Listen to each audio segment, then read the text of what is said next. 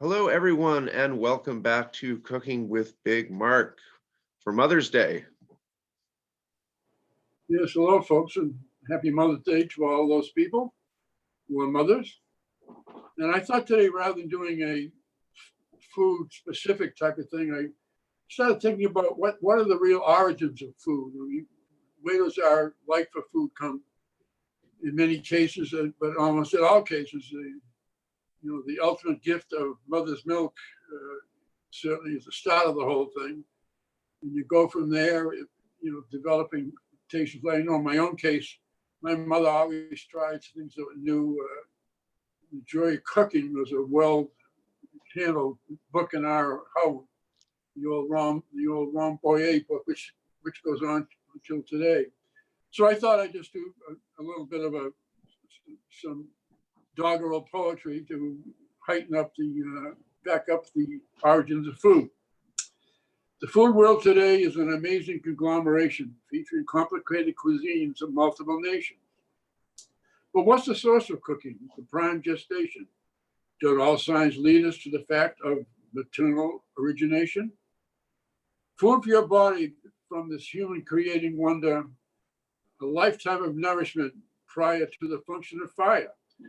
Cooking evolved, wisely using goods that were handy.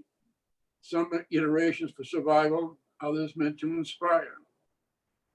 Through the oft perilous journey, this coming of age, we were faithfully nurtured morning, noon, and night, depending on zip code, a pleasant or dangerous quest, but always a caring compulsion to do what's right.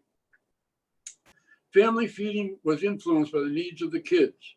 Nourishment intake depended on foods being appreciated, whether they were Julia Child or Mata Hari, dispositioned.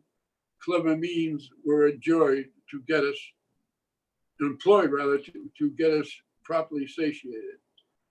Thence came forth recipes and distinctive dining destinations. Populations expanded, creating the copious tastes of others, bringing us full menu of reason-inspired sensations, engendering more reasons for giving thanks to our mothers.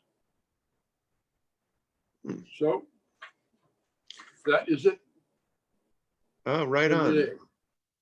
Well, you can see Sean has tastefully furnished the background with some pictures of mom, including baby pictures,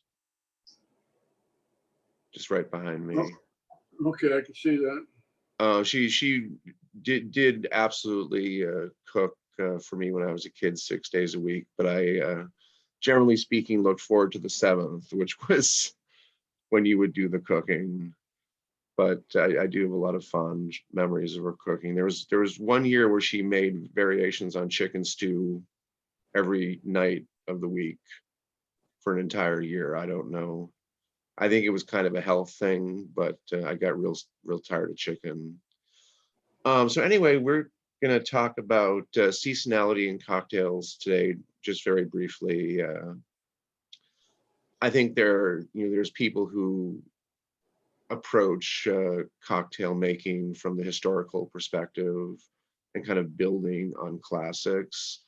And then there are those of us who are, I guess, more culinarily inspired and really enjoy adding seasonal elements to cocktails. So, for instance, I did an event last night, which I think I'd mentioned last week, and people really get excited about anything that's a little different. Mixing Meyer lemon and hibiscus syrups for a non-alcoholic beverage. And I actually did get somebody to try my ginger ramp martini with dehydrated radish garnish, and he got 2 more of them. So one happy customer at least with the ramp specialty. But I think it's a nice way of grounding. You like food, you appreciating the bounty of the season. And there are certain, Meyer lemons have a pretty long season, as do blood oranges, which I was utilizing blood orange juice from early winter up to right about now. But something like ramps, that lasts about a month and a half and they're gone, which is why it's really kind of special to capture them at their peak. And if you think about other seasons, winter cranberries are a great métier, and think of things that you would put in like a spiced cake. In summer, hibiscus is a great one. That's the hibiscus season, and I kind of jumped the gun on that. But ultimately, it's about being playful, but also being in touch with seasonality. I really wanted to get some pickled fiddleheads for my cocktail, but I had a lead, but I didn't actually get my hands on them.